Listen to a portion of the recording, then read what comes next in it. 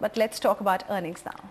Yes, let's focus on earnings and pull up the stock of Sriram City Union Finance. The company has come out with a strong set of third quarter earnings. The profits higher by 22% at 174 crore rupees, income higher by 11% at 1,001 crore rupees. That stock is higher by nearly 3%.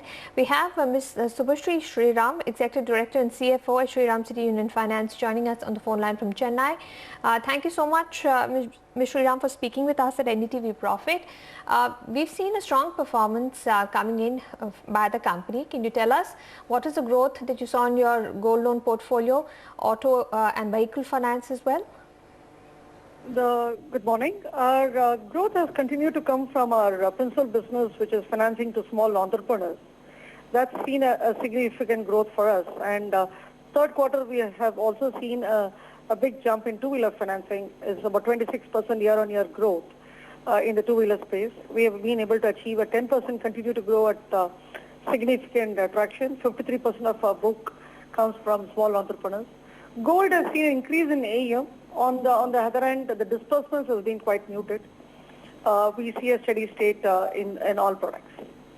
Right, but your finance costs are higher. What explains that? Given we've seen, bank rates going down, money market rates also lower, why are your financing costs higher? Financing cost as a percentage has actually come down. In terms of rupee terms, obviously with a 17% growth in balance sheet, the finance expenses have gone up. But in terms of finance cost on a quarter-on-quarter, it has actually seen a significantly lower cost.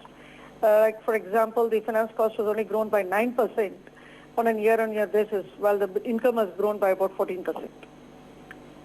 Right. Ms. Sriram, can you also talk to us about the asset quality? There has been a marginal uptick as far as your GNPLs are concerned. What's the concern on that front, and how are you really looking to tackle this entire NPA mess which is there right now? I think from considering the market headwinds, a movement of 3.3 to 3.39 is, and considering the balance sheet has also been growing, I think we've had a very healthy asset quality. And I think we have also been able to maintain over a quarter across products.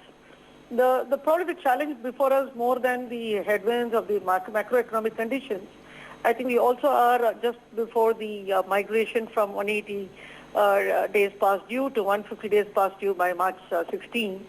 That will probably optically increase our gross NPL numbers from the current 3.39 percentage. So that transition still hasn't happened, right? Not yet. Will happen in March 16.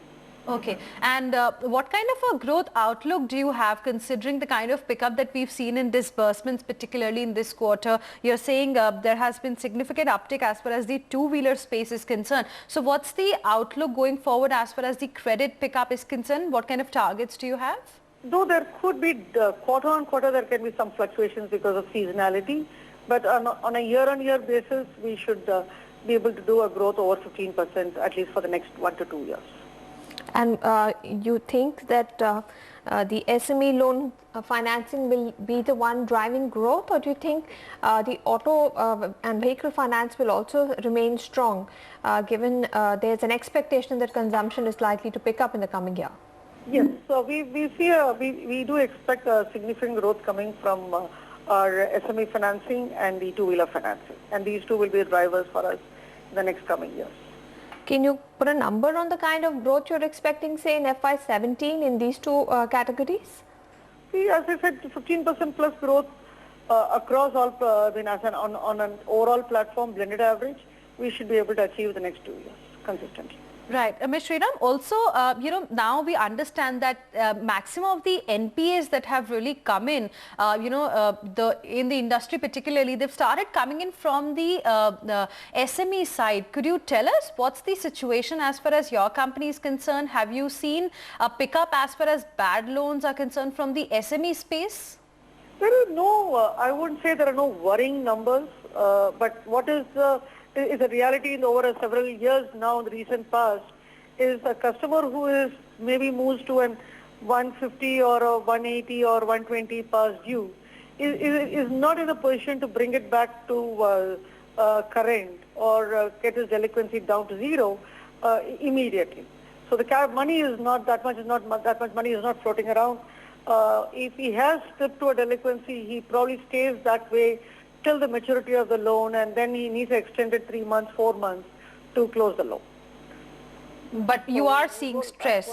It's not a very common sight anymore. All right, Ms. Sriram, we'll leave it there. Appreciate you joining us here on NDTV Profit and sharing with us the outlook going forward and the numbers that you posted in this particular quarter as far as the third quarter is concerned. Let's talk about some more earnings that had